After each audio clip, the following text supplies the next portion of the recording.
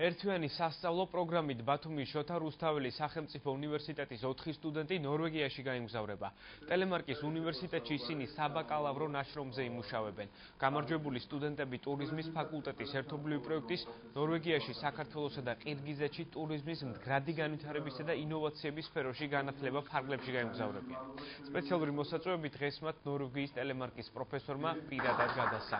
კონკურსში ტურიზმის ფაკულტეტის მეოთხე კურსის 15 სტუდენტი მონაწილეობდა, მათგან 4 შეირჩა. ინგლისურ ენაში ტესტირება და ზეპირი კომუნიკაციის უნარი, საბაკალავრო ნაშრომის შეფასება და აკადემიური მაჩვენებელი. საუკეთესოები ამ კრიტერიუმების მიხედვით შეაფასეს.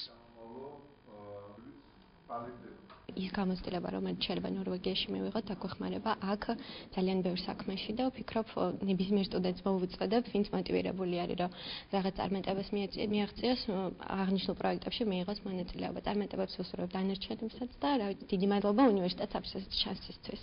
სტუდენტები პრაქტიკულად გაეცნობიან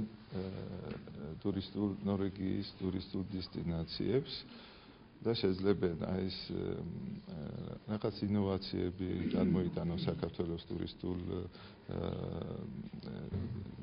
ინდუსტრიაში, ტურიზმში. ჩვენი საპატიო დოქტორის ბატონ თემურ აბესაძის მეშვეობით უკვე მეოთხე წელია აქტიურად და ნაყოფიერად თანამშრომლობთ ნორვეგიის ტელემარკის უნივერსიტეტთან. ეს არის იმ მეცნიერული კომპონენტის შესრულება ნორვეგიაში, რომელიც შემდგომში ჩვენთან სამაგისტრო ნაშრომების შესრულებაში და ეხმარებათ მათ.